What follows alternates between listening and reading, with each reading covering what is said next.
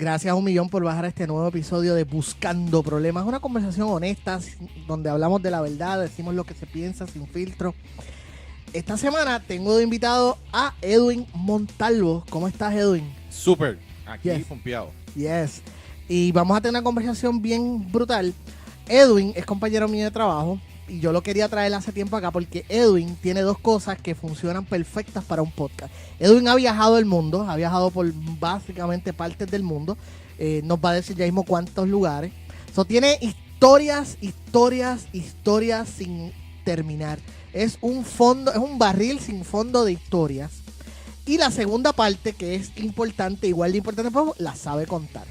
Edwin es buen narrador, así que y par de veces que nos hemos metido en problemas en el trabajo porque nos ponemos a hablar y de momento llega un jefe y mira, permiso, y nos hemos tenido que separar, así que nada, yo dije, vamos a traer un podcast. Yo diría que este es el primero de una serie de podcasts. Yo creo que yo voy a hostigar a Edwin para que vuelva a venir porque hay mucho que contar y ustedes se van a dar cuenta cuando escuchen este episodio. Así que nada, estudios, vamos para allá. Claro, por supuesto.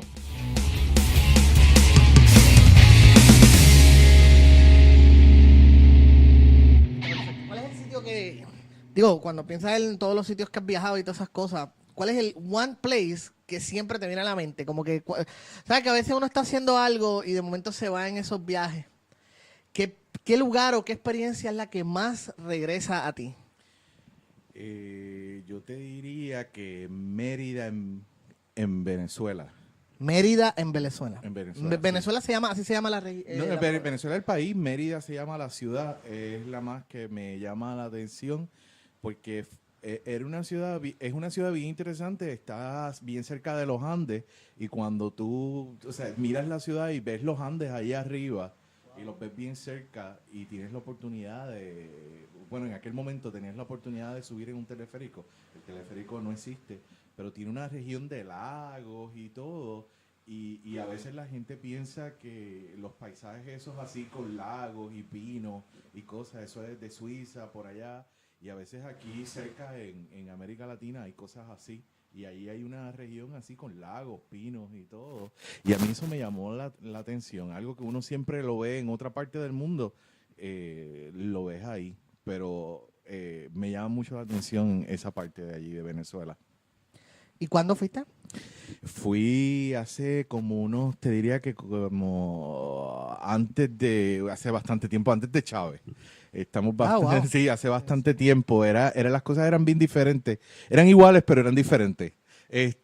Sí, en cuestiones de política, muchas veces las cosas cambian y son parecidas. Sí, es el ciclo. El ciclo, todo, sí. Todo eso. Inevitable. Fuiste Venezuela en Mérida y obviamente era la impresión, ¿no? Sí, es la impresión. El país es un país grande. Puerto Rico, para que veas, para que haya una idea, si no me equivoco, puedo estar equivocado aquí, por favor, a los que lo están escuchando, corrigen si es correcto o no. Puerto Rico tiene 8.800 kilómetros cuadrados en superficie y Venezuela creo que tiene 800.000 algo kilómetros cuadrados. Estamos hablando que es una cantidad enorme más grande y entonces uno llega y cuando uno llega y uno está en la capital, uno ve, es todo Caribe, tú ves trópico, tú ves todo eso y estar en menos de 1 hora, 2 horas en un sitio que estás allá arriba, casi en las montañas, en el fin o en el principio, dependiendo cómo uno lo vea de los Andes, es impresionante.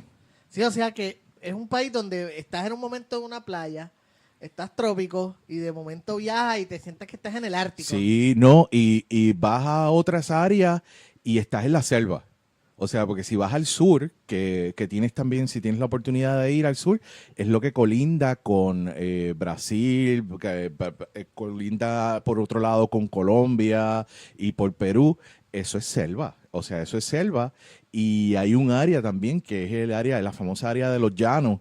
Y es un área que tú miras y no ves ni una montaña por ningún lado. Todo lo que ves es llano, río, y es una cosa muy impresionante. Ahí ves, en los ríos ves pirañas, ves cocodrilos, ves delfines de agua dulce, una cosa bien impresionante. Para la gente que le gusta la naturaleza, ese es un área. Bandadas de guacamayo, o sea, no una ni dos, no son los 3 guacamayos que uno ve en Bayamón por las tardes o 4, sino son cientos volando, que es una cosa impresionante. Wow. O sea, que es Discovery Channel. Es Discovery Channel, dale. Pero en vida real. Pero en vida real. Exactamente, es Discovery Channel en vida real. Y es impresionante porque, por ejemplo, ahí fue una de las lecciones de vida más grandes que yo he tenido, la tuve ahí, en Venezuela. Aquí en Puerto Rico, yo estaba acostumbrado a coger los cangrejos, y tú sabes que uno los coge por atrás, los cangrejos, y ya lo cogí el cangrejo y sigues por ahí con él. Ajá. En Venezuela yo cogí el cangrejo por atrás y ese cangrejo viró la pata de una forma que cogió y me picó con la pata What? y como si me pellizcara y me partió parte del dedo. Ay, Entonces, ay, ay, ay. entonces estaba botando sangre y yo fui y le dije al venezolano, oye, pero si es que yo cojo los cangrejos en Puerto Rico y nunca me hacen eso. Y me dice, los cangrejos de Venezuela son diferentes. Porque las cosas parezcan iguales, no necesariamente son iguales. Es brutal. ¿Te prefieres? Porque he visto en tus fotos, entiendo que tienes una preferencia por Latinoamérica, Suramérica. Tengo el corazón dividido. Tengo el corazón dividido porque me gusta Europa por la historia y esas cosas. Me gusta mucho Sudamérica por la naturaleza, por todas las cosas que tiene, porque es impresionante, porque uno aquí ve, por ejemplo, y es una de las cosas que yo a veces me cuesta un poco. Aquí una vez ve un río y pues tú dices, pues está bien un río. En Latinoamérica eso sería un riachuelo, una corrida de agua nada más, porque, por ejemplo, uno se para en la orilla del Orinoco y uno mira de un lado al otro y uno ve, parece un mar Sí. de grande. Eso me pasó en Argentina. Yo estuve en Argentina en el 2009 para una Ajá. gira de teatro Ujú. y estábamos era en Buenos Aires. Me imagino que era Buenos Aires porque era al lado del río En La Plata. de La Plata. Y en un momento dado estaba en la guagua mirando así, me pongo a mirar y yo digo, ay, qué bonito se ve el mar aquí. Qué brutal el mar. Y entonces, porque me envolví pensando, se me olvida por completo. Porque no, es como tú dices, ese concepto de un río tan grande y tan extenso que uno no ve al otro lado. Sí. Eso aquí en Puerto Rico no existe. Sí. Entonces, de momento me voy a envolver y menos mal que no lo digo en voz alta. Porque yo mismo, como al rato, yo digo, Dios, espérate, estamos en el medio de la tierra. Esto es la mitad del continente, estamos justo en el medio del continente. Es del río La Plata. Y caigo en cuenta porque después nos están dando una gira, porque la gira de teatro también nos pagó unos tours turísticos. Ujú. Y entonces, parte del gira era eso, de que no, que esta es la parte que el río, y nos cuenta la historia. Aquí es cuando el río, y digo, ¿qué río? Y de momento, adiós, espérate, ¿verdad? Bruto, momentos brutos. Sí. Bueno, pero es eso, es que uno no, obviamente uno se cría, como tú dices, uno se cría aquí. A mí me gusta siempre cuando alguien dice, ay, este sitio, cuando en Puerto Rico alguien dice, este sitio es lejos. No es lejos, quizás sea incómodo Ujú. por las cuestas, las curvas, los 20.000 semáforos, eso sí. O la gente guiando, quizás es incómodo, pero lejos aquí no hay nada. En Puerto Rico no hay nada lejos. No. Yo tuve, y eso no fue tanto, yo tuve la oportunidad de bajar desde cuando fui a Mérida, de Mérida hasta lo que se llama Los Llanos, en Venezuela, los famosos llanos, y la cuestión es que nosotros que bajamos, entre una cosa y la otra fueron 6, 7 horas en Oh, carro my para God. poder llegar allí al sitio que íbamos a ir. Y eso, pudimos haber entrado mucho más adentro y era más tiempo, pero al sitio que íbamos eran como 6 horas y era como que en el medio de la nada y todavía podíamos seguir recorriendo porque todavía seguía carretera. Pero es impresionante. O Y sea, en ese viaje específico que me estás hablando, ¿eso fue estabas en un bus o en un carro tú jangueando por tu parte? pues mira, yo solamente una vez en mi vida he cogido un tour. Ok. Fue la primera y la última vez. La primera y la última vez que fui en un tour. Porque está bien porque te organizan todas las cosas y todo, y al que le gusta, pues súper cool. Pero yo no soy de ese tipo. A mí me gusta poder hablar, ir, mover. Pues esta vez, y la mayoría de las veces lo que hago es que voy a los sitios y si me interesa algo, puedo coger un tour de 1 o 2 días o de 1 hora o 2 horas, pero no un compromiso de estar 8 días con la misma gente porque generalmente las quiero matar al final ¿verdad? De la excursión. Así que, pues la cuestión es que, pues ese lo cogí y éramos 3, 4 días y era para irnos a los llanos. Y pues entonces pues ahí uno aprende pues conociendo otra gente de otras culturas también porque habían 2 alemanes, no, perdóname, eran austriacos, no les puedo decir alemanes, eran austriacos, 2 austriacos, una francesa casada con un venezolano y habían 2, creo que eran ingleses eran, esos dos. Y entonces, pues fue bien interesante en el sitio, porque solamente pues el de la excursión, el venezolano y yo éramos los únicos que hablábamos español. Y esa gente, porque era una gente de campo, una gente sencilla, una gente súper muy buena, con una cultura muy parecida a la de los cowboys de Estados Unidos, de que enlazan caballos, hacen corridas de toros, todo, o sea, una cosa bien, bien curiosa Era un para mí. western, pero en español. Pero en español, exacto, una cosa así, y era como que te rompía los esquemas esos que uno tiene, y en vez de desierto, todo verde, un llano verde, bien verde, pero nos fuimos 3 días para allá y fue una experiencia súper buena. Nos paró la policía, mil cosas de esas. Pero estuvo súper bien. Y a todo esto, te pregunto, una persona que quiera empezar, ¿tú le Mm. recomiendas que empiece por sí sola o que empiece con los tours? ¿Es bueno empezar con los tours? Bueno, Pues mira, eso depende mucho de la persona. Yo, si uno no está seguro y no sabe lo que uno quiere hacer, que vaya en un tour y mire cómo es la cuestión y después decida cómo uno va a hacerlo. Yo descubrí que los tours no son para mí y yo viajo solo. Inclusive por muchas ocasiones yo me fui solo. Ahora me voy con mi esposa y vamos más a sitios que ya conocemos o que ya hay una razón de ser para ir a los sitios.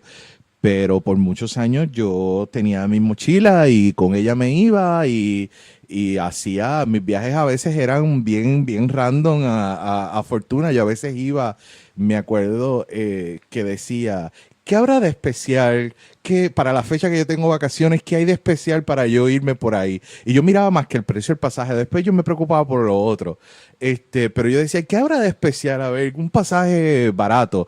Y así, pues fui a sitios que no consideré nunca ir. Por ejemplo, así fue que fui a Perú, porque estaba barato en ese momento el pasaje. No era porque ese era el punto que yo quería ir, sino era porque estaba ok. Que barato. eso es una muy buena, fíjate, eso es una, no lo había pensado de esa manera, eso es una buena forma de verlo, porque a veces uno dice, diantre, quiero viajar, pero no tengo chavo, o no sé administrar mi dinero, porque Ujú. eso es otro argumento. Pero está bueno verlo de esa manera, como que en vez de decir, quiero ir a tal sitio, pero no puedo porque no tengo dinero, mejor, ok, ¿qué puedo pagar ahora? Que puedo pagar ahora, exacto. Eso Dentro de las posibilidades. Y otra cosa, y te puedo dar, o sea, quizás nos estamos adelantando al tema, pero una de las cosas que yo creo que es básica es tú saber y reconocer el presupuesto que tú tienes. Porque tampoco es, o sea, si yo voy, por ejemplo, si yo voy a una ciudad, yo quizás no me voy a quedar en el hotel 5 estrellas y no voy a ir a comer en los restaurantes donde está el chef con los 19 tenedores Michelin y cosas de eso, pero tampoco es que voy a sufrir cuando voy. Y tú tienes que tomar en consideración eso y tienes que tomar en consideración que tú puedes aceptar en tu vida. Por ejemplo, yo soy una persona que yo no tengo ningún problema quedarme en un hostal, pero eso de compartir una habitación y compartir baños, eso para mucha gente eso le cuesta. Y por ejemplo, si uno ha estado en un dorm de universidad o ha estado en el ejército, pues eso es lo que uno hace en esos momentos y uno tiene ahí una oportunidad de ahorrarse un dinero, porque puede ser que un hotel te cueste $50, $60 y un hostal te cuesta $20 la Que noche. es un hostal, por si acaso, para el que esté... Sí, un hostal el concepto de hostal es por decirlo así, unos edificios que hay donde tienen habitaciones comunes, baños comunes, y lo hay en diferentes formas. Y cuando digo baños comunes, puede ser un baño para 4 personas o puede ser un baño de 20, 30 duchas para todo el edificio y baños así individuales. No es que están abiertos así para todo el mundo, o sea, tienen su espacio individual para tú ducharte. No es que te estás duchando con todo el mundo, pero están en un área común, un área pública. Muchos de ellos tienen cocina comunal que tú puedes llevar, traer las cosas. Algunos ofrecen desayuno, otros no ofrecen. Es dependiendo, y los hay de todos. Los hay desde cosas que parecen hoteles de súper alta calidad hasta que hay otros que parece que se están cayendo y que tú piensas que ahí te van a saltar y vas a morir esa noche. Llegaste a ese punto. ¿Tú te has sentido seguro siempre que viajes? No, no Digo, siempre. Y tienes el privilegio de ser hombre ¿verdad? Y que pues obviamente es una experiencia, pero para un boricua, un puertorriqueño, siendo un hombre boricua, de 5, ¿cuánto tú mides? 5'7". Sí, 5'7", 5'8". 5'8". So, es un privilegio, no es lo mismo quizá para alguien, tu experiencia a lo mejor no sea la misma, qué sé yo, de una mujer de 5'4". Pero anyway, el punto que quería ver, ¿te has sentido seguro que cuando viajas o has descubierto que en realidad es más prejuicio? Pues mira, hay de todo y depende también el sitio donde uno viaje. Hay culturas que son más machistas que otras, hay culturas en las cuales pues son más agresivas que otras, y uno tiene que yo por lo menos hago un pre-screening. Antes de viajar a los sitios, yo busco a ver cómo es más o menos la gente, cuál es la historia, y tampoco yo no me tomo riesgos que muchos turistas yo he conocido que se toman. Por ejemplo, yo me acuerdo que yo conocí este muchacho inglés que estaba viajando por Sudamérica. Yo me lo encontré, por cierto, cuando estaba en Perú, me lo encontré. Él venía bajando de Bolivia, pero él me decía que él no pagaba transportación y él se iba a pedir pon. Eso yo no lo hubiese hecho. Wow, sí, eso sí que está ahí fuertecito, eso está fuertecito. Entonces, que él se iba a pedir pon. Y entonces, él contaba unas historias de que si en una casa se metió, y entonces unos tipos vinieron con unas armas. Y yo, ok, cool. Se acabó la historia. Vamos a dejarlo ahí. Eso no es para mí, estar pidiendo pon en un país así. Claro. Cuando la transportación, yo le digo, no seas loco, cuando la transportación aquí te cuesta ir a un sitio súper distante, te cuesta el equivalente a $8 o a 7 o 6 euros, ¿por qué tú vas a poner tu vida en peligro por no gastar esos 6 euros? Claro. Y más o menos, como ¿cuántos países tú has viajado hasta el momento? A ver, 6, 7, 8, 10, 11, 12, como 14 o 15. Nice. Y Europa, me dijiste que tenías el corazón partido entre Sudamérica y Europa. Cuestión de la gente. La gente, o sea, el compartir con la gente. ¿Cuál te haya ganado más la atención, más has ganado el corazón? Pues mira, Porque uno tiene ese prejuicio muchas veces de que la gente en Latinoamérica, pues, obviamente somos puertorriqueños, somos latinos, somos del trópico, somos caribeños, pues sentemos que en Sudamérica son más como nosotros. Pero esa no fue muy mi impresión en Argentina. Por eso pregunto si, por ejemplo, y en Europa, la gente de Europa tiene la fama de ser más fría, más distante, más espacio personal, cosas así. Por eso eso es lo que te digo. Esa es mi pregunta. Pues mira, yo creo que hay de todo. Hay de todo en todos lados. Yo te puedo decir que yo, con el tiempo y con las relaciones que uno va creando en la vida, te puedo decir que tengo unas personas que tengo muy cercanas a mí, que las he adquirido en los viajes, y son de España, pero no ha sido en un solo viaje, ha sido varios viajes que he ido y he ido cultivando esa relación con ellos. La gente que más se ha abierto y que más ha estado como que vamos para aquí, vamos para allá, vamos a hacer esto y más eso, generalmente son los caribeños. Okay. Y cuando digo caribeños, para poder tocar toda la región, tocar toda la región. Por ejemplo, en República Dominicana, que fue mi primera aventura mochilera, fue en República Dominicana, se portaron súper bien la gente y la gente me ofrecía las casas y yo no pagué. Esa vez que yo fui, yo no pagué nada, porque la gente no me dejaba quedarme en hoteles. No, vente a casa. Es cierto que tenían sus limitaciones y sus cosas, pero si tú estás dispuesto a vivir eso y aprender de esa experiencia con esa gente, tú sacas unas amistades y tú sacas unas cosas súper bien. Los centroamericanos son súper. Yo tengo muy buenas experiencias de Guatemala, de El Salvador, del mismo México, de los costarricenses. Con los costarricenses tengo que decirte que, con los panameños también, súper. Con los costarricenses tengo que decirte que son los más que se han emocionado por conocer un puertorriqueño. Sí, una cosa bien loca, yo no sé por qué.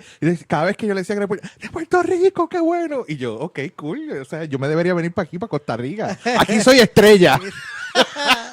Aquí soy Ricky Martin. Sí, eso. Entonces, los más curiosos que yo he conocido, o sea, más curiosos de que más preguntas te hacen y más como, más intrigados están por ti, han sido generalmente la gente del este de Europa. La gente del este de Europa o del borde así entre casi Rusia y esa parte por ahí, particularmente porque como no ven muchas personas, en el caso mío yo tiendo a tirar en el color de piel más para el lado negro que para el lado blanco, pues la gente como que te pregunta cosas y a veces tienen, ¿verdad?, conceptos bien, bien extraños de lo que es ser una persona negra. Pero vamos, esos son, sí, pues los conceptos que tienen de las películas de Estados Unidos Ok. y de cosas. Pero cuéntame historia, cuéntame historia.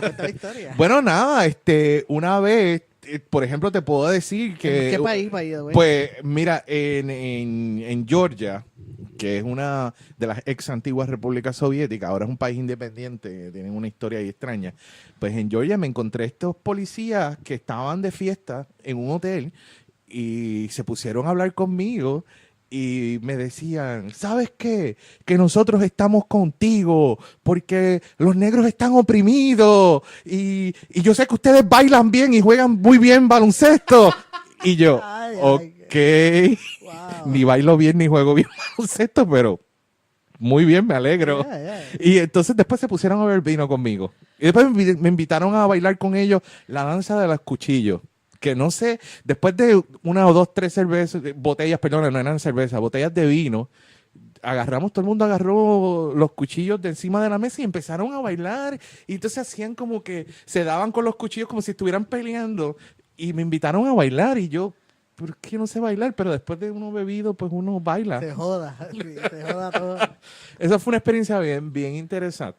Bien interesante. Y esa noche llegaron al hotel ahí en medio de la fiesta. Llegó, creo que era una de las hijas o una de las princesas de Mónaco. Llegó al hotel y todo el mundo la estaba saludando. Y es como que bien, bien loco. Así fue como bien random esa noche. Sí, fue una noche surreal. Sí, sí. De momento yo estaba comiendo, después estaba viviendo con unos policías, bailando y después llegó la realeza de Europa. Fue una noche bien loca. Una pregunta, porque obviamente estás hablando de Europa, allí entiendo que hablan otro idioma, pero Sí. con el inglés es suficiente. Sí, Digo, sí. siempre es bueno aprender otros idiomas, Sí. pero en todos tus viajes con español, obviamente si vas a Sudamérica, pues español Sí. es más que suficiente, Sí.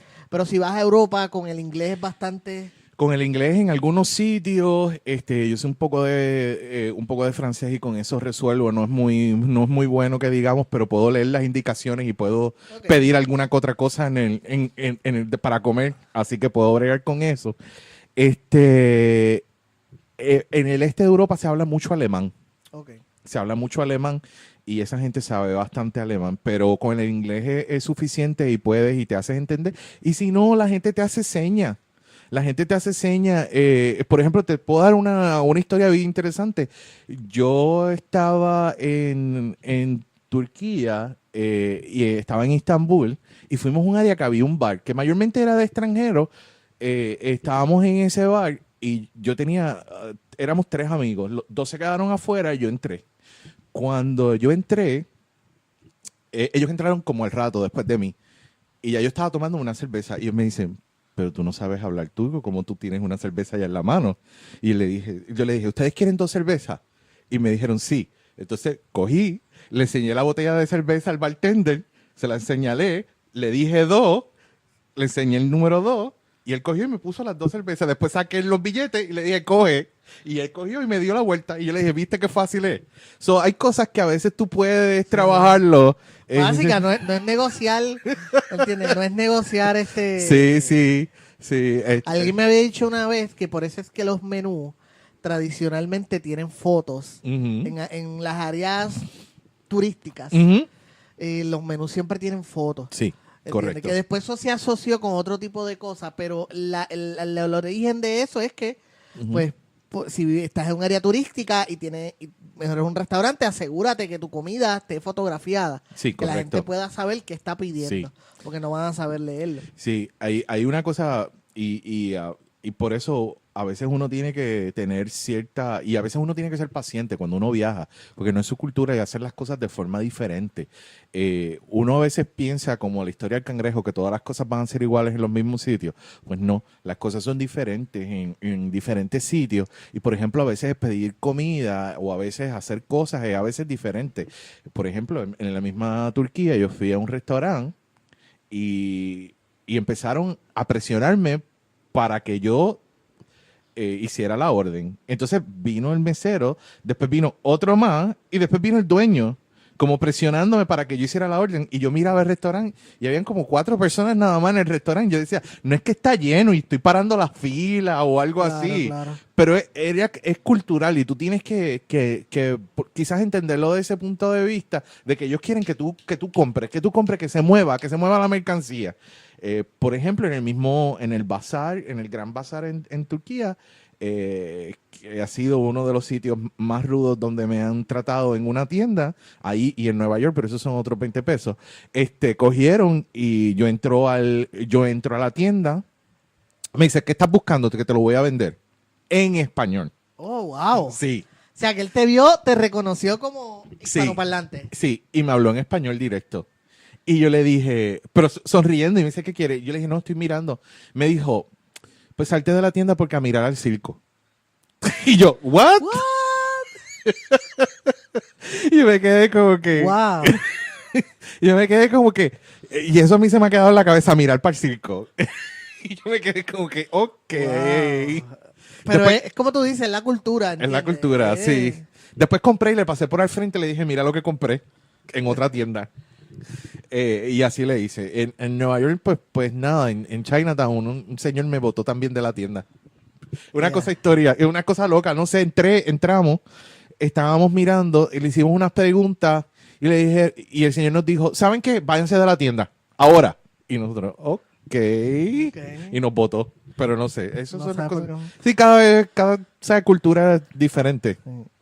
Me diste un flashback de una vez. Es que esto es un recuerdo demasiado borroso porque era de cuando yo era demasiado niño y vivía en Nueva York con mi mamá.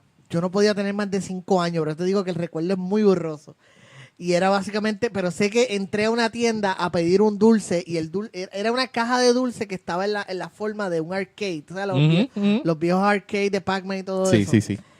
Entonces le doy, creo que yo lo que tenía en la mano era como una peseta o algo. Y el muchacho era un chino. No podía tener, en mi recuerdo borroso, era un adolescente. Y cuando le enseñó la peseta, ¡ay! Yo salí corriendo, me acuerdo que salí corriendo asustado y cuando miro para atrás, él está, el recuerdo al nene diciéndole como a alguien, un adulto, no sé, la mamá o algo, hablándole de esto, o sea, en su idioma, no me estoy burlando, Sí, es que sí, eso es sí. lo que recuerdo, que como que señalándole al arcade, Sí. yo pensando que, mira, este tipo lo que vino a pedir es esto y lo que me ofreció fue una peseta, que sé yo, a lo mejor costaba $5 o algo, que yo era nene. Pero sí. Pero siempre ese es uno de mis Sí. recuerdos más tempranos. Sí. De que ese chamaquito se friqueó bien duro y empezó a gritarme en chino, en coreano, en lo que sea. Y yo me fui asustado de allí de la tienda. So, anyway, mala mía. No, tranquilo, Este- no, pero es que esa fue más o menos la experiencia. Así nos votó, y por cierto, era oriental el que Era nos votó. oriental también. Nos votó de la tienda, y no sé por qué, porque nosotros estábamos preguntando, pero él parece que intuyó que era. Supuestamente me explicaron que lo que sucede es que ellos tienen una creencia de que la primera venta del día es la que determina cómo va a ser el desarrollo del día. Ok. Entonces, si tú lo que haces es que quieres comprar una cosa bien barata, bien económica, porque nosotros estamos viendo una cosa que lo costaba eran como $1 o $2. Y si tú compras eso, pues ellos entienden que el resto del día no va a ser exitoso Ok, financieramente. Ok. So, él prefiere perder una venta bajita la primera del día hasta llegar a ser una grande para poder y yo me quedé como que cuando nos explicaron eso, suena como una excusa, pero te la voy a aceptar porque, ¿verdad? Claro. Culturalmente la gente es diferente. Sí, uno no sabe, ¿entiendes? Uno no sabe. Sí, no, y eso es otra historia. Te pueden decir, o sea, la mentira más grande y tú la aceptas porque tú no sabes lo que está pasando. Exacto. ¿Qué rayos? Mira, ¿y el Oriente? ¿Has visitado el Oriente? Pues Oriente no lo he visitado, está en agenda y lo he tenido 3 veces en agenda y 3 veces ha pasado cosas diferentes en las cuales no he podido ir. He estado geográficamente en Asia, Ok. pero no te puedo decir que es el Oriente así, lo que nosotros conocemos como Oriente, porque es que estuve en el lado, en un momento en Europa crucé al lado asiático, Ok. que es el borde de la colindancia entre Europa y Asia, pero no puedo contar eso que he estado allá, pero sí quiero ir y tengo la intención de ir eventualmente. Pero sí, está ahí, está en agenda. Me gusta mucho, a veces pone fotos de los viajes en Machu Picchu. Y ahorita me estabas contando lo de Venezuela y los países y los Andes y todo eso. Y lo que yo pienso es, yo hace como, cuando durante los días después del huracán me puse a releer los libros Ujú. que tengo ahí. Uno de ellos es Inés del alma mía. Ok. No es el mejor libro que ha escrito a Isabel Allende, Ujú. pero es un libro muy educativo en cuestión de que te deja saber ese proceso de la conquista española a los países de Centroamérica Ujú. y Suramérica. Y describe muy bien esos viajes, ¿entiendes? Que Ujú. esos españoles iban en armadura, se tiraban por esos viajes que tú me estás diciendo ahorita, me dijiste 7 horas Ujú. en una guagua. en una guagua, en un bus, como dicen allá. Sí.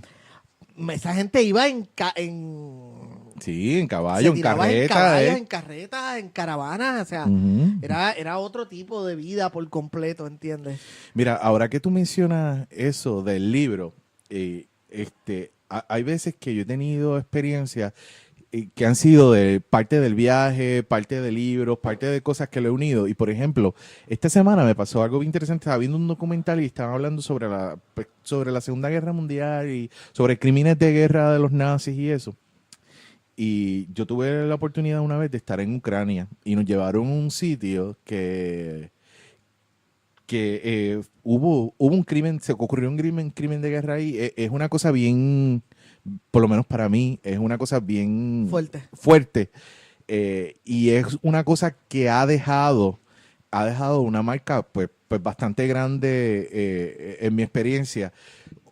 Independientemente de lo que la gente crea o deje creer o no crea, cuando ocurren cosas así, por lo menos yo pienso que hay como una vibra extraña en los sitios y hay algo bien, bien curioso. Y lo que quiero unir esto de lo del libro que estaba hablando es que no sé si conoces y que también es una película, el libro de Everything is Illuminated. Es un libro sobre este chico que la familia, los abuelos se mueren y él decide ir a Ucrania a buscar la historia de su familia que había escapado, eran judíos y habían escapado de la Segunda Guerra Mundial y fueron un pueblo donde hubo una masacre así, toda esta historia. Y cuando yo vi eso me acordé de ese sitio que yo fui y lo vi, pero son cosas que a uno se le quedan ahí en la cabeza y uno las ve y se acuerda de cuando fue y lo vio.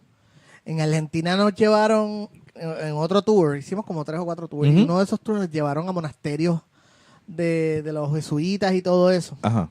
Y uno ve esos lugares y uno le cuesta la idea de que hubo gente, o sea, tú tratas de remomentar esa es la palabra correcta, de retrasar, qué sé yo, de imaginarte en tu vida, remontarte a ese momento Ujú. cuando había gente viviendo vidas normales, o sea, normales, me levanté, tengo que hacer diligencia, los chores, las tareas del día, bla, bla, bla, a lo mejor hoy voy a hablar con personas en esos lugares y es un ejercicio Ujú. fascinante, Ujú. ¿entiendes? Fascinante. Y sí, De sí. imaginarte, hubo una parte que nos enseñaron el área donde usaban el baño, porque antes eran letrinas y Sí, otros sí. en el piso, y entonces este monasterio tenía un sistema de baños, de toilets, de excusado, bastante, bueno, no era moderno, pero era como un precursor de lo moderno, porque eran varios eran varios divididos, como se Ujú. dividen hoy en día. Ujú. Entonces el hoyo daba hacia un área donde caía agua y el agua se Correcto. lo llevaba y todo el tiempo estaba corriendo agua por ahí, so ellos iban al baño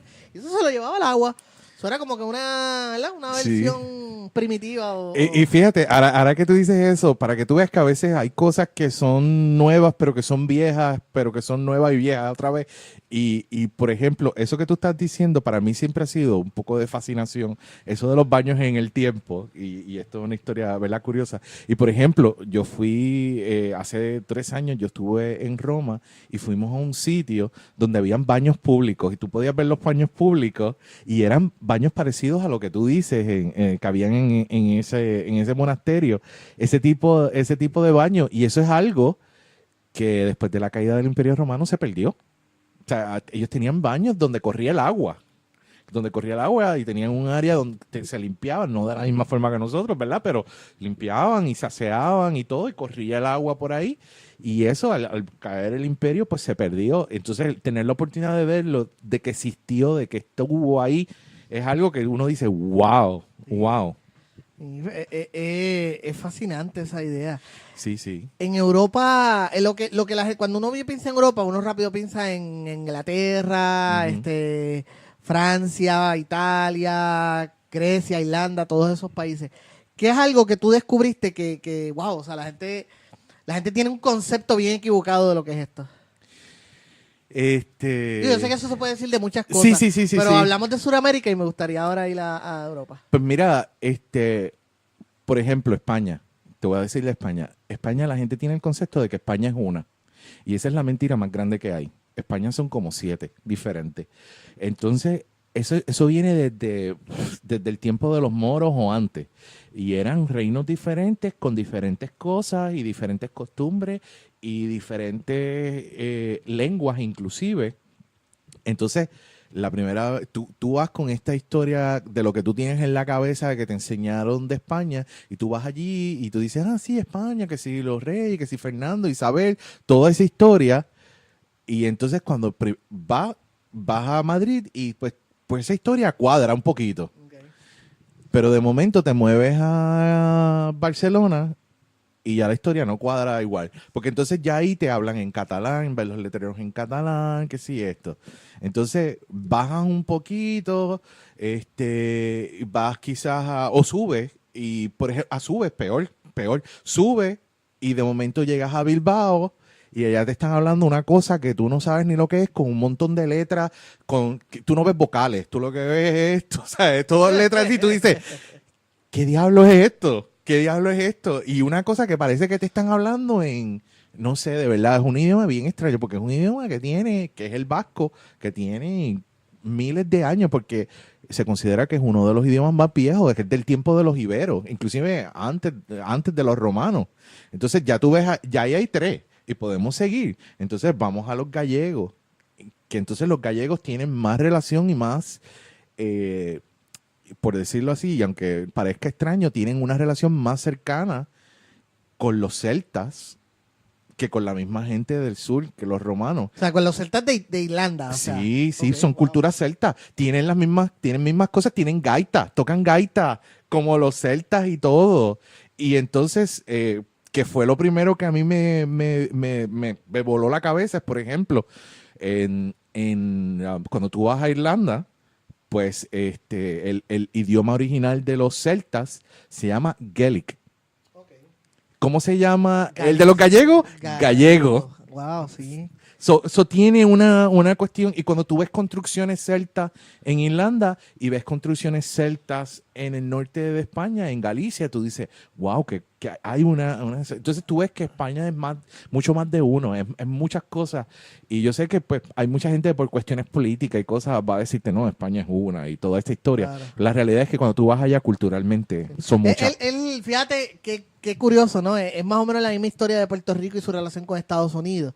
Que hay gente que por razones políticas te va a decir, nosotros somos Estados Unidos y somos parte de Estados Unidos, pero sentido común te dice que no hablamos el mismo idioma, la cultura es distinta, para bien o para mal. Más o menos lo mismo sucede en España. Sí, sucede en España y es bien marcado y tú ves el roce. O sea, la gente en España, quizás solamente a los del centro, tú le puedes decir, ustedes son españoles. Si tú le dices español a un catalán, tú le estás mentando la madre casi. Okay. O sea, yo soy catalán, yo soy Okay. gallego, no, yo soy asturiano. Okay. Por eso es que tú ves cuando a veces la gente las presentan en televisión española o en otros sitios, los presentan y dicen, aquí el asturiano tal, el gallego tal, el vasco tal. Lo dicen así porque si tú le dices español, ahí se enojan.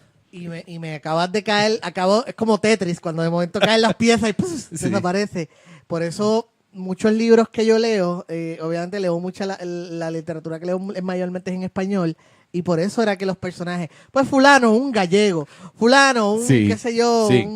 como tú dices, un asturiano. Y yo pensaba que era más bien un ejercicio del lector, No. de darle una idea de por no repetirse y decir español 3 o 4 veces. Pues por eso era que utilizaban eso, ese. Pero no, acabo de entender que es porque, aunque son parte de un país, es un país.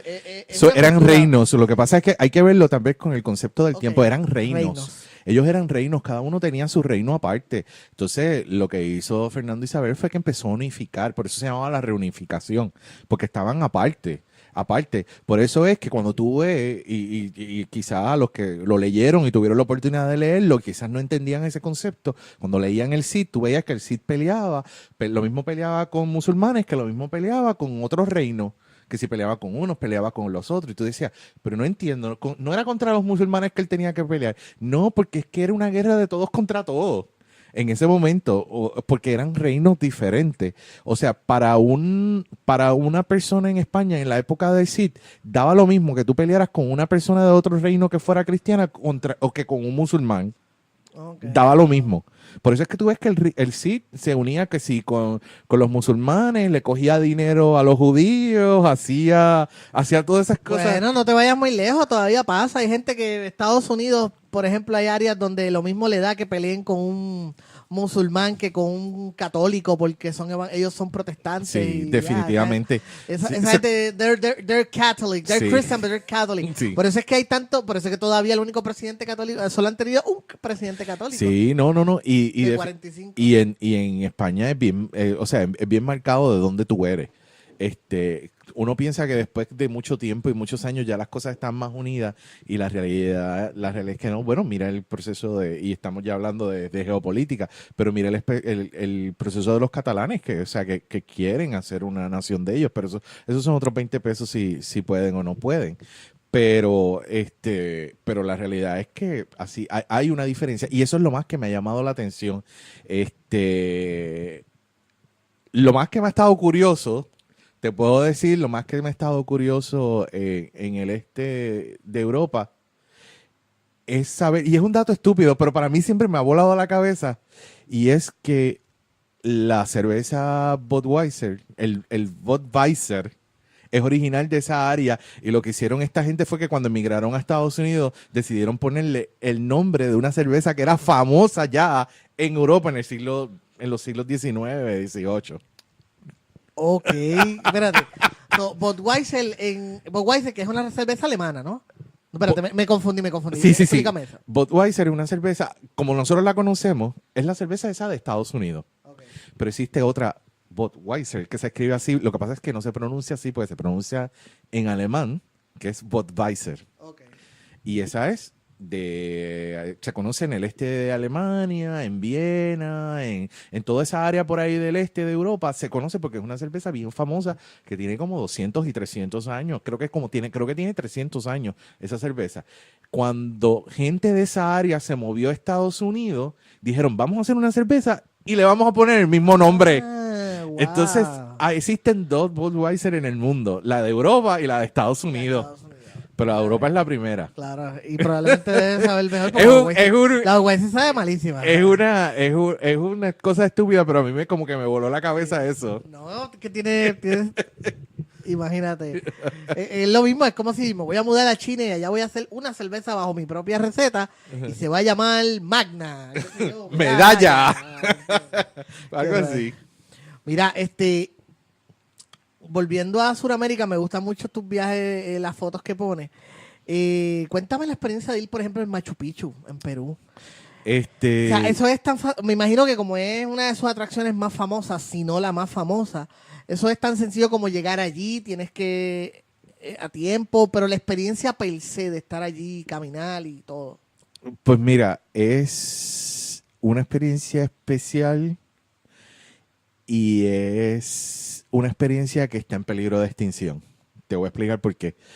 El sitio, para llegar al sitio, tienes que, o sea, tienes que ir o caminando si te gusta y puedes hacerlo y tienes el tiempo que yo no tenía, o puedes ir en tren desde Cusco, que es como hora y media, 2 horas, algo así, no me acuerdo exactamente cuánto es, quizás era un poco más. Puedes ir en tren y después que llegas en tren a la ciudad que se llama Aguascalientes, de ahí subes en un autobús hasta la montaña porque está en el tope de la montaña. Y es precioso, es una experiencia, nada más verlo, ver esas piedras como están cortadas, ver pues todos cómo está organizado todo, las calles y todo, está muy bien. El problema es que va demasiada gente. Está tan y tan popular que va demasiada gente y eso está creando grandes problemas. Como por ejemplo, eso, eh, la, la- cuando se creó, cuando lo hicieron, no contaron ni se tomó en consideración porque eso no estaba en la cabeza de ellos, que iban a tener miles de visitantes al día y miles al día que están o a veces tirando basura o corriendo por el área o a veces como yo he visto en sitios empujando el área o llevándose piedras o haciendo todo ese tipo de cosas. Escuché no hace mucho decir que lo que van a hacer ahora es que van a limitar la cantidad de personas que van por día. Van a tener un control para poder controlar ese tipo de impacto que está teniendo el Machu Picchu. Yo tuve la oportunidad de que el día que yo fui no había mucha gente. Estaba relativamente bastante vacío. Era un día de semana. Estaba bastante vacío y tú podías caminar con calma, podías estar allí, podías ver, te podías acostar en la grama y mirar el cielo. Podías hacer muchas cosas, pero yo he visto fotos más recientes y eso parece plaza en un Black Friday a veces. Wow. Y da una pena porque tú no puedes admirar bien y todo es corriendo, todo es moviéndose, todo es con muchas cosas por la popularidad y a veces ese es el problema que a veces tiene algunos de los sitios que cogen popularidad porque alguien lo bloquea o alguien le pone foto o algo le pasa, que el sitio cogen y lo Lo personas explotan, lo explotan. no solamente es que lo explotan, es que el impacto que tiene y el mal uso que se le da al sitio le quita la belleza y le quita las cosas. Y a veces hay gente que también no tiene conciencia de esas cosas. Y aquí los ejemplos los tenemos en Puerto Rico. Claro. Cuando pusieron el famoso columpio ese en Ceiba, hubo un día que alguien vino y lo arrancó y lo sacó, qué sé yo qué fue lo que pasó. Después vino otra gente y lo puso ya, y ahora ya no está. También es que la base está cerrada, pero pasó lo mismo. Alguien puso también un columpio, no sé, en una de estas ciudades que están en el centro de la isla y también alguien vino un día y lo cortó. El área donde estaba el columpio, le tiraban basura y la tiraban todo ese sitio así. Entonces, eso crea un problema que a veces la gente va a los sitios, le gusta, y la gente que de verdad le gusta y de verdad quiere proteger a los sitios, a veces no quiere decir dónde están los sitios o no pone fotos y cosas para evitar ese tipo de cosas. Por ejemplo, y un caso que es uno de los casos más alarmantes y salió hace menos de 3 meses, salió la noticia, que por ejemplo, la playa donde filmaron la película The Beach, la de Leonardo DiCaprio, que esa playa creo que van a tener que cerrarla para poder hacer limpieza por la cantidad de basura Wow. de la gente que tira la basura cuando va allí a visitar. La gente piensa que el problema de la basura en las playas solamente es el 4 de julio o el 25 aquí en Puerto Rico, pero tenemos un problema bien grande alrededor del mundo con la gente tirando basura y destruyendo esos sitios que deberían ser, pues tú sabes, conservados, protegidos, ese tipo de cosas así. Wow. Que está cabrón, ¿verdad? Es que eso es lo Sí, único que se me ocurre, está cabrón. A sí. veces es tan fácil como llevarte una bolsita, ni Sí. nada, y botarlo en el camino Sí, o pero, algo. pero eso no es lo que pasa. Y el otro problema que hay, que yo lo he visto, y tengo que admitir que yo lo hice una vez y después me dio un cargo de conciencia que después cuando regresé lo devolví, fue que me llevé una piedra de un sitio, de un área arqueológica, me llevé la piedra y después yo dije, diablo, si todo el mundo se lleva una piedra y se lleva algo, esto se queda vacío. Y al final fui y lo devolví y cuando se lo entregué a la persona que estaba a cargo, me dijo, ¿y por qué me la devuelve? ¿Y por qué me la estás dando?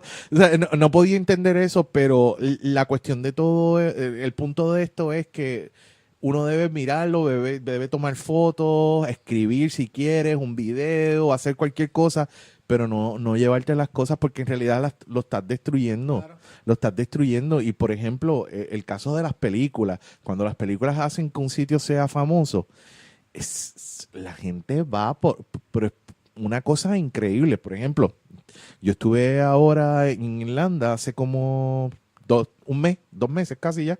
Estuve en Irlanda y había un sitio donde había unos acantilados bien bonitos. El sitio estaba súper cool en Irlanda del Norte.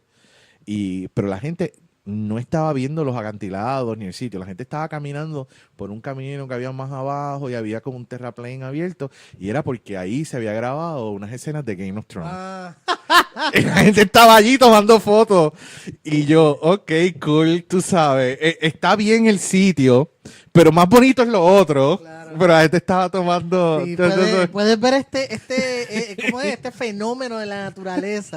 O puedes ver este sitio donde filmaron. Sí, ¿entiendes? entonces... Y en vez de hacer las dos cosas también. Sí, ¿verdad? sí, no, pero y está bien hasta cierto punto y hay algunas partes del mundo que le sacan... O sea, no te esto porque si yo voy a Irlanda, yo quiero que entre a la Winterfell. Yo quiero ir a la Winterfell, ¿entiendes?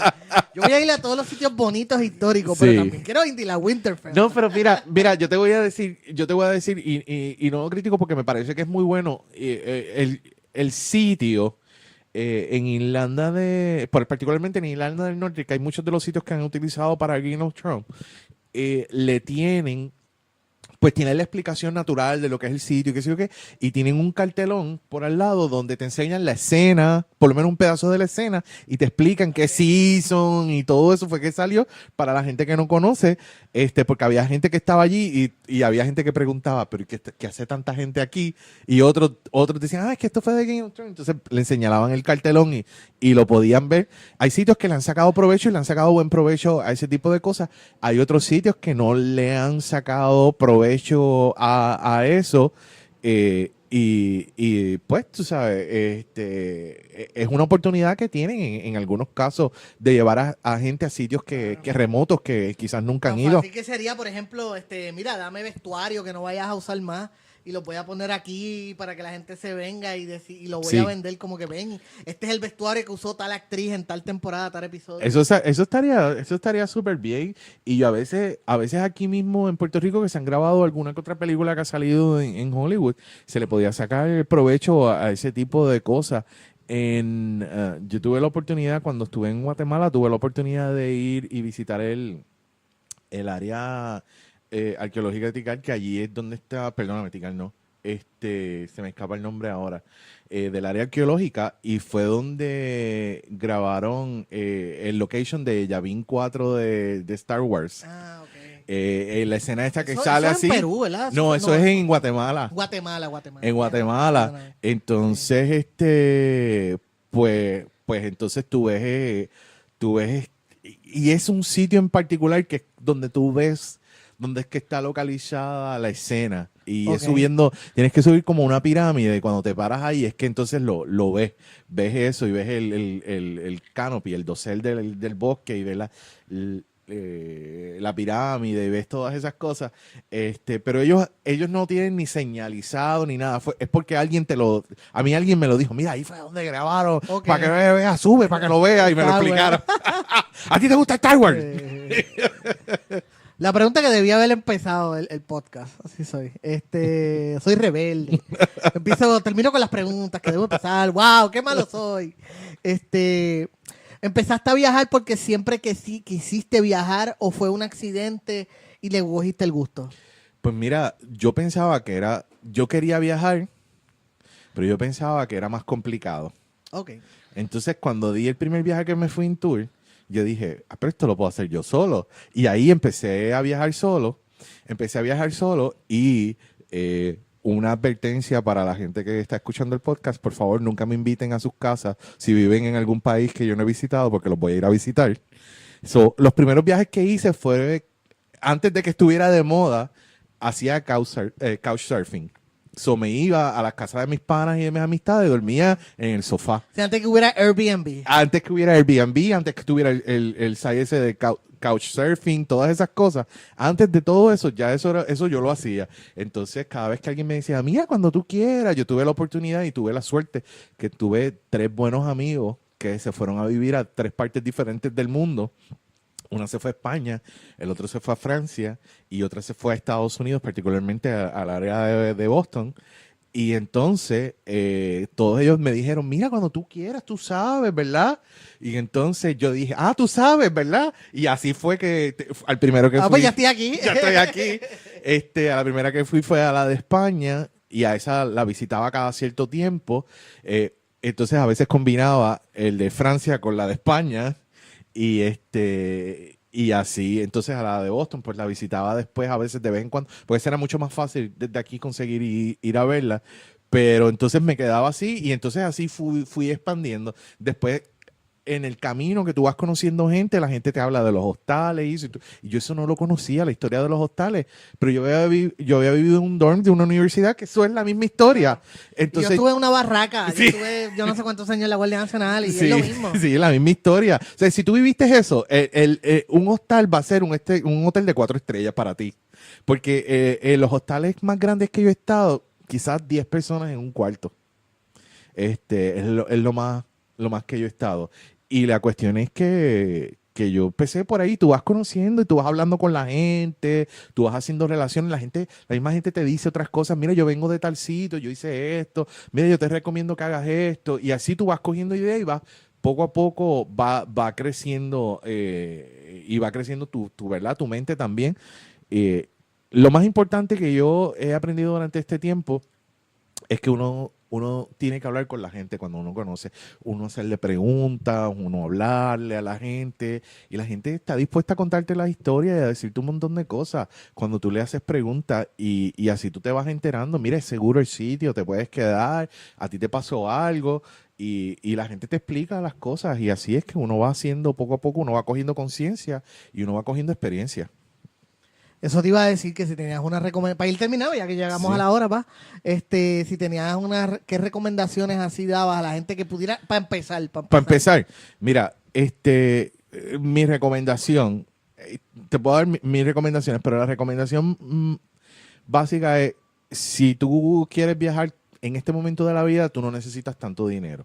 Tú puedes viajar con bien poco, pero tienes que saber que con el poco de dinero que puedes viajar, tienes que hacer sacrificios. Claro, no vas a ir con una maleta llena, no vas a volver con no pretendas salir con una maleta llena de souvenirs para el primo, para todo eso. Bueno, yo llegué al punto que ahora ya yo no traigo souvenir a nadie. Okay. Porque no me dan los chavos. así de claro, no le traigo souvenirs a nadie. Bueno, le traigo a mami y a mis sobrinos y eso, pero, o sea, es close. Pero eso de antes yo le traía souvenirs a todos mis compañeros de trabajo, a mis vecinos, al tío que no hablo con él hace 1000 años. No, pues, o sea, ahora traigo a gente más cercana a mí. Se puede con poco dinero. Tú tienes que saber qué cosas tú puedes trabajar. Por ejemplo, en vez de un hotel, un hostal. Una de las cosas que yo hacía era que una de las comidas que yo hacía al día, generalmente compraba en un supermercado, compraba cosas, como aquí mismo que hay comidas prehechas y cosas así que son relativamente baratos, pues así mismo yo hacía en los supermercados, iba y compraba. Otra cosa que yo que también yo les recomiendo es que viajen liviano. Viajes livianos, no hay necesidad de llevar 5 maletas, no hay que llevar un ajuar para tomarte fotos con las Pamelas, ni nada de esas cosas cuando va a Francia, ni nada de esas cosas así. Vayan normal, vayan con su ropa, vayan cómodos. Además, en Europa, en Sudamérica, en cualquier sitio de eso, hay sitios donde uno puede lavar la ropa. Si uno va a estar 2 semanas, por ejemplo, yo he hecho viajes de mes entero y yo lo más que llevo ropa es para 10 días. 10 días, cuando llego el día 9, ese día por la mañana voy y lavo la ropa. Lavo la ropa, la recojo. Generalmente hay algunos sitios que puedes hacer el drop-off, la dejas por la mañana y la recoges por la tarde. La recogía por la tarde y volvía a la misma historia. Y así hacía. Porque si no, todo eso tú lo tienes que cargar en la espalda o arrastrarlo. Ahora que tienes las rueditas. Y que no tengan miedo, de verdad, a enfrentarse a otras culturas, porque las culturas son enriquecedoras, lo que tú vas a aprender. Y sentido común.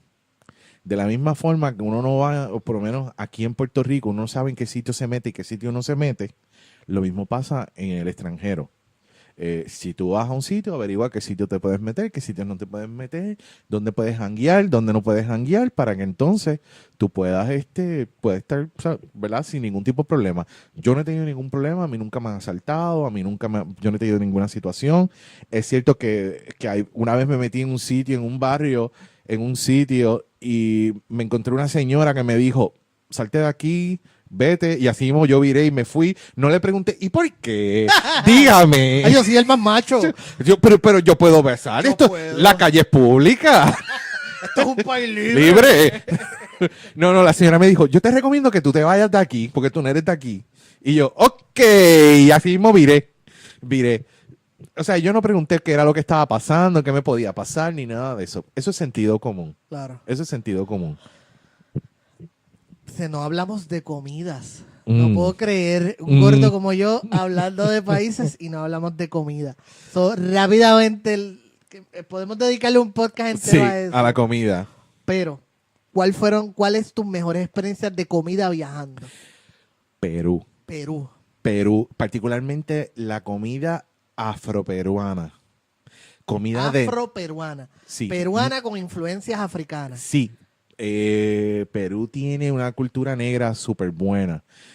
Música, comida. Yo no esperaba encontrarme eso en Perú.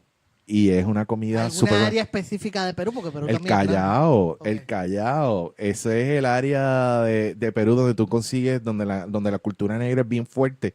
Y tienen unas comidas, unas comidas con unas bases bien africanas, bien parecidas a lo que es el Caribe. La cuestión de lo que es que me sorprendió porque no esperaba eso. Ok. No esperaba eso, fue súper, súper bueno. Y en términos generales, y en casi todos los países hay algo y hay alguna cosa que me llama la atención, pero puedo decirte que Perú fue el que más me impresionó porque tiene como que 3 cocinas diferentes. Tiene la cocina de los Andes, la cocina afroperuana y tiene la cocina peruana regular. O sea, tiene como 3 tipos diferentes de cocina que está súper bien. En Europa. Pero no me sorprende, porque aquí hubo un restaurante muy bueno peruano, no puedo creer que se me haya olvidado, del amigo Jorge Helguera, que estaba cerca del trabajo, por cierto. Se me olvidó completo el nombre. El rincón que no conoce. No, ¿Puede ser? no, estaba bien, estaba en la número 2 y estaba súper cerca del trabajo. Estaba como que te metías por la número 2 y llegabas rapidísimo. Ok. Anyway, y había un plato que ellos servían que parecía arroz chino, no era arroz chino, pero era ese mismo estilo. de arroz Creo que le llaman chifa o algo chifa, algo así, así. arroz chifa, creo que Sí, creo que es chifa, sí. sí, buenísimo. Pero anyway, el Tata, diantre, no sé, Tata y sea la madre. Anyway, ¿qué otros países y en Europa? En Europa, diablo, es que la comida del sur de Europa, lo que le llaman la comida mediterránea, es una cosa espectacular. Porque tiene las mezclas. Sur de Europa, ¿qué país estamos hablando? Estamos hablando de parte de España, del sur de España y el este, de lo que sería Cataluña, Ok. la parte sur de Francia, la parte Italia completa, la parte sur de Grecia. Inclusive te podría decir hasta la parte norte de Europa, comparten una serie de elementos que son bien parecidos. Los utilizan de formas diferentes, pero son los mismos elementos. Ok. O sea, utilizan mucho aceitunas negras, usan el arroz o la pasta, los tomates, usan mucho el queso de diferentes formas, los embutidos, en uno es prosciutto, el otro es jamón ibérico, el otro es... O sea, usan diferentes tipos, las espinacas, son elementos que se repiten y esos platos son estupendos, son súper buenos. esos platos, particularmente pues por supuesto los franceses, el sur de Francia, Italia, esa parte de Italia es súper bueno, esa combinación de esos elementos, eso es increíble, sin hablar de la cocina catalana, que ahora mismo es una de las más reconocidas, así de que alta gama de comida. Ahora supuestamente los mejores chefs son catalanes en el mundo. Ya destronaron supuestamente a los franceses. Y esa comida también es muy buena. So, tengo que decir que la del sur, el sur de Europa, esa parte de esa comida me gusta mucho y tiene muchos elementos variados en la comida. El norte de Europa no puedo decir lo mismo. El norte de Europa no puedo decir lo mismo. Tiene mucha sopa, alguna que otra tiene marisco, pescado. En algunos sitios tienen papa, mucha papa y más papa y después de eso papa. Por eso cuando se les jodió las papas tuvieron que emigrar. Sí, porque casi la comida de ellos era casi todo papa, porque eso era de lo más que se daba. En el este de Europa usan mucho el col y hacen sopas de eso. Y poco pollo, poca carne, es más así. Esa no es como que la más que me ha gustado. Pero es interesante, es bien diferente,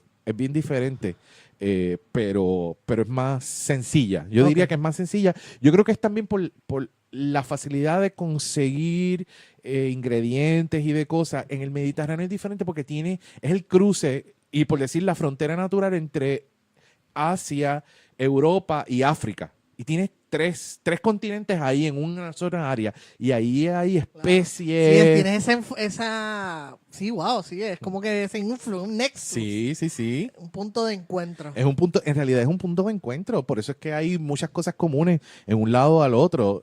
Tú a veces comes comida del norte de África y te sabe como comida del sur de España, quizás. También es porque hay una influencia y hay una relación de casi 1000 años ahí cultural. Pero son elementos bien comunes. Algo que me gusta, ahorita estaba por decírtelo, se me fue en la mente, pero fue que se me...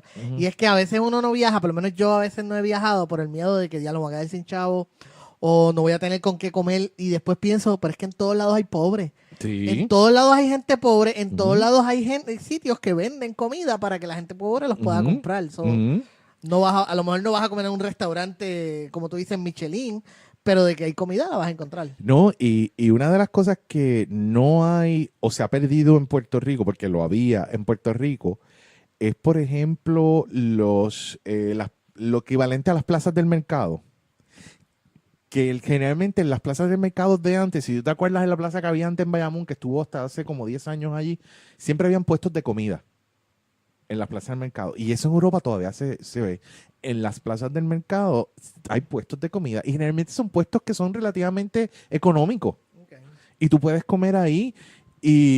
Por ejemplo, yo me acuerdo cuando yo fui a Perú, un día, era mediodía, yo me acuerdo que era mediodía y había una fila bien grande en un restaurante.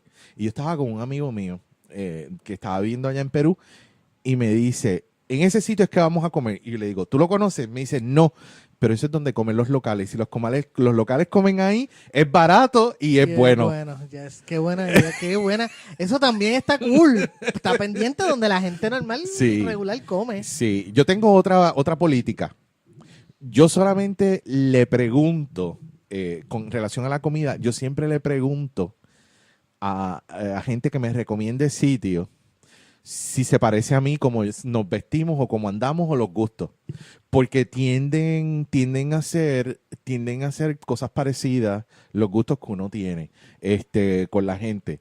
Y puedo explicar un poco más. Si tú ves una persona que está en un Mercedes, una cosa, y tú le preguntas a un restaurante, lo más seguro te va a mandar a un restaurante que yo no puedo pagar. Yes.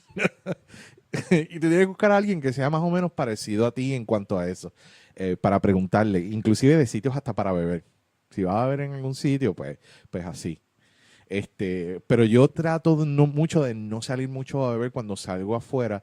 Primero porque estoy en un país que no conozco y no me quiero volver loco en un sitio que no conozco y termino en la cárcel, ¿verdad? Uno no sabe cómo son las cosas. Y segundo, porque muchas veces en la bebida se te va un montón de dinero y se te va el budget ahí. Sí, de hecho, esa es la regla mía cuando voy a comer afuera. O sea, yo no bebo. Si voy a un restaurante o algo, no se puede beber, es comer y ya, porque si no se te va... porque el problema es que te tomas una cerveza y ahí con la comida me tomo otra y cuando terminé de comer me tomé otra para hablar y cuando venimos a ver, ahí es donde se te fue. No, y a veces pagas más por la bebida que por la comida. Sí. Pero eso pasa en todas partes del mundo. Eso no es exclusivo de aquí, eso pasa en todas partes del mundo. Y la cuestión es que si tú tienes que vivir, o sea, tú tienes que trabajar con un budget. Tú tienes que trabajar con un budget cuando estás de viaje. Y eso es parte de las cosas. Y eso es parte de los sacrificios que te digo. Porque para beber, tengo aquí en Puerto Rico, tengo los chinchorros, y tengo los días de las medallas a peso, y a 75 chavos todavía en algunos sitios. A veces las encuentro algunos días. Pues eso lo aprovecho aquí. Pero si voy para allá, pues mira. Bueno, eso te lo puedo decir yo. Si quieres un sitio de beber, tienes que buscar donde viven los estudiantes. Exacto. Si quieres beber barato, tienes que ir a donde viven los estudiantes. Donde viven los estudiantes. Si vas a un sitio donde que quieres beber, busca donde el área donde viven los estudiantes y donde janguean los estudiantes. Vas a sentirte que estás en un Kilder, pero pero vas a beber barato. Pero fíjate, la cultura de beber a veces en otros países es un poco diferente. Por ejemplo, yo ahora que estuve en Irlanda, por ejemplo, yo estuve en Galway, que es una ciudad de estudiantes, una ciudad de esas medievales, viejas, y nos fuimos al área de los estudiantes. Y una de las cosas que me llamó la atención, que no se da mucho aquí en Puerto Rico, habían desde profesores hasta estudiantes en el mismo sitio, en la misma barra. Estaban los dos ahí, que eso culturalmente aquí tú dices, el profesor ahí metido, eso es bien raro. Maestro. Bueno, ayer hubo un show en Twitter. Realmente no estuve lo vi por encima, pero porque alguien dijo, entré a una barra y vi 2 maestras de mi hijo, debería moverlos de escuela, pero ¿por qué? O sea, eso fue un show, él hizo un show y hubo gente contestando. Para ser justo, la mayoría de la gente que les contestó le dijo, mira, o sea, es ridículo. Primero o sea, que se supone que... Oye, los maestros beben. O sea, son seres humanos. Después de bregar con esos nenes todo el día, yo me daría un palo de pitorro, vamos. Esa fue mi contestación preferida. A lo mejor tu hijo es la razón por la cual ellos beben. Ha hecho Edwin, gracias a 1,000,000. Llevamos tiempo tratando de cuadrar esto. La verdad es que hay tema para seguir hablando porque ni siquiera tocamos lo que es la cultura, en las sociedades, los estilos de vida, la economía, las políticas. Y yo sé que tú hablas, tú tienes ahí para hablar de eso. Sí. Podemos hacer el material. Yo les digo, este hombre, hay material como para hacer un podcast. Él debería hacer un podcast entero. Él puede hablar, pero por lo menos podemos hacer una serie como de 8 podcasts. Después podemos hablar un podcast de la gente extraña que he conocido. Oh, por favor. De la gente extraña que he conocido, porque lo mejor que hay es hacerle preguntas a la gente y generalmente te cuentan cosas. Ok. Sí. Diantre, sí.